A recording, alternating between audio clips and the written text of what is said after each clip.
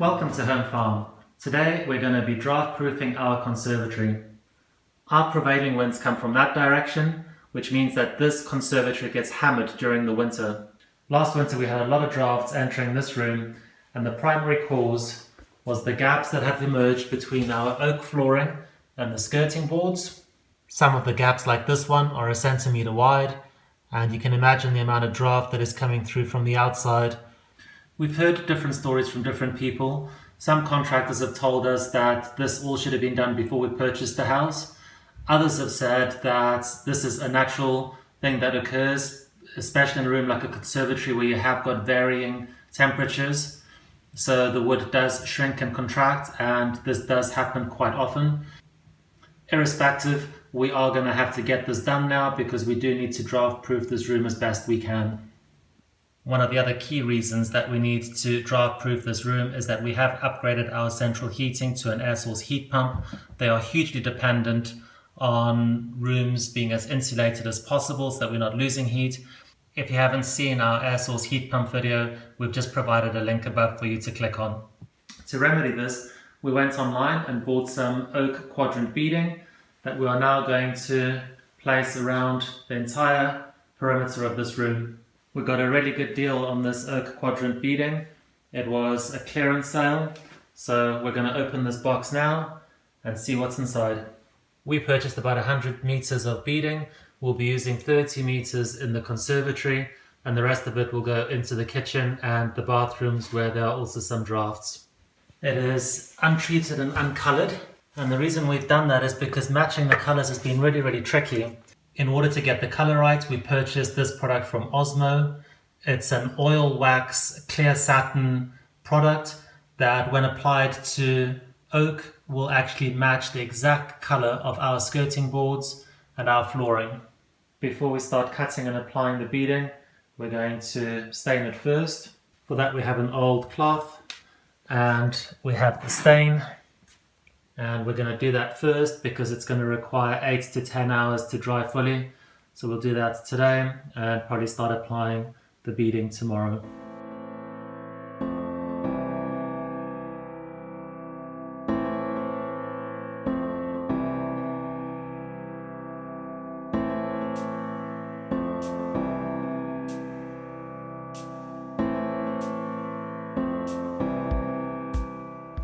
So that's all done. It took about half an hour to complete.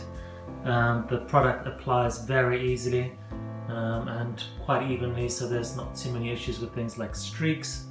For your reference, here's the product again. It's Osmo and it is a oil wax combination. What I will say is that you might expect it not to smell. There actually is a bit of a chemically type after smell, so I'm going to have to open some windows just to air the room out. But generally speaking, that's really good. And we're going to give this 8 hours now to dry, and then tomorrow we're going to start cutting them to size and applying them throughout the conservatory. We let the beading dry overnight, and today is the day that we're going to start laying it, and it's just the perfect illustration of just how much weather actually does come in over that hill and how much this conservatory does get hammered by the elements. To give you a color reference, this is the untreated piece. These are the treated pieces. Obviously it is natural wood, so it does stain differently, and we have got variations in color. So we are going to proceed and actually lay the beading today, and then once it's done, we will go over it again with the Osmo product, which will hopefully richen the color and get it more in line with the flooring and the skirting. To help us with sawing on the angle, we picked up this product from our local hardware store. They gave it to us at a greatly discounted price. This is a compound action miter saw. The reason that we purchased it is because it is more of a delicate tool. We didn't think that using a full-blooded miter saw to cut through some thin beading was the best tool for the job. As you would expect, it allows you to cut from 45 degrees to 90, and that's going to be perfect for us to get those edges of the beading for the corners. So one of the most important things when it comes to putting the beading in is to make sure that you get your angles right so that you get neat edges as you move along. We all know that every single corner is 90 degrees. So all the wood has to get cut to 45 degrees. The catch to that is that your miter saw can cut at 45 degrees in two different directions. I've come up with a really simple method to make sure that you cut it the right direction. So what I do is I come to the corner of the skirting. We know that's 90 degrees. I'm following that line there, which means that I need to cut my wood in this direction. So all I'm doing is I'm just drawing a line for myself to know that I need to set the miter saw to cut at that angle. The inside corner is quite easy to mark. You need to pay particular attention to the outside corners. In the past, what I was doing is I was drawing the line a bit too close inside, which meant that I was getting edges that were quite separated. I've now realized that I need to draw those edges, thank you Olive, a little bit closer there. So I'm going to give myself a little bit of breathing room. You don't have to get this line spot on because your miter saw is going to get the angle. You're just drawing the direction for yourself. So as I said, the miter saw cuts at 45 degrees from one angle or from the other. We can see here my mark is at this angle, so you can see it's in direct opposition to the angle that I want it to be cutting in. So what I'm going to do is rotate my miter saw to 45 degrees from this side, let it click in, and now we can see the direction of the line that I drew is in the same direction as my saw. Because you have full manual control over the saw, you don't have to worry about clamping the wood in. Olive. With this particular saw, all you got to do is just be quite delicate, going backwards and forwards, not being too aggressive. It doesn't kick the wood.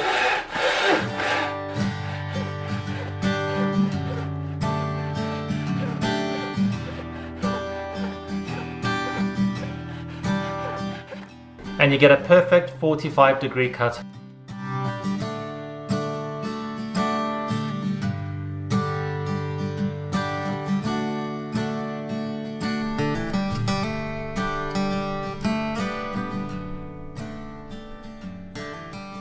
So there we have it, it's done.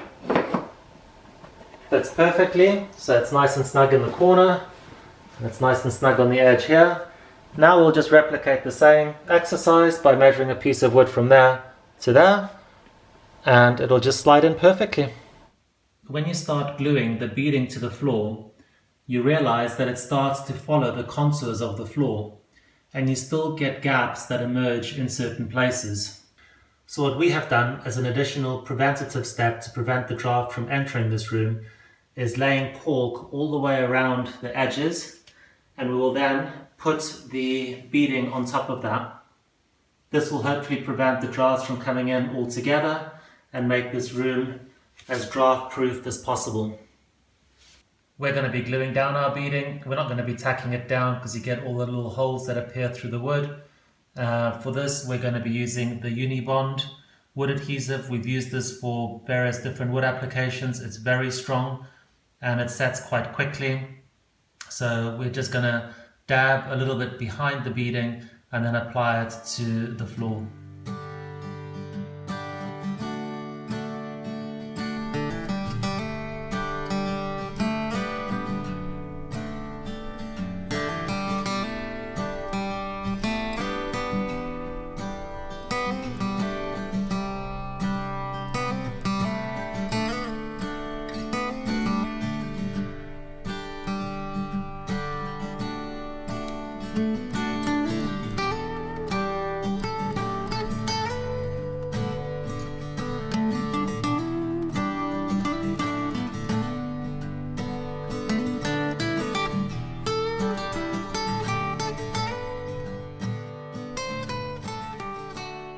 One of the issues that we've also faced is that you can't clamp the beading to the floor or to the skirting board. What we've done is we've brought down some big buckets of paint, we've simply slid them up against the beading, and that will prevent them from popping back and will give the glue enough time to set and to cure. It took us a couple of days to get the beading down. We've moved all the furniture back so that you can see how it integrates into the room. We think it looks really good. And most importantly, we hope that it does keep the drafts out and keeps this room that little bit warmer in the winter. When we set out on this project, it was a little bit daunting. but it turned out to be a lot easier than we anticipated.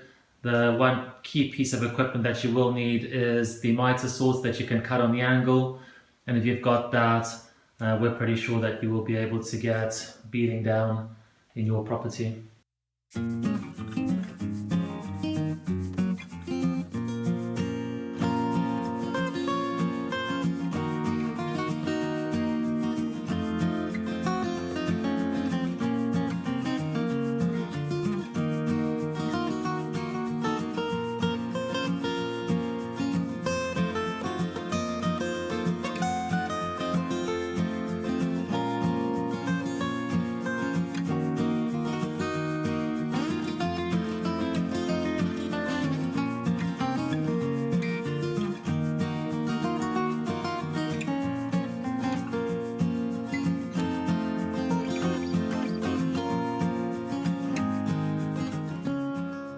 Thanks for watching.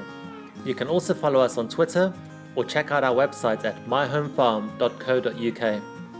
If you enjoyed this video, please hit the subscribe button below, and if you have any suggestions for any other videos you would like to see, please leave a comment. We hope to see you on our next video.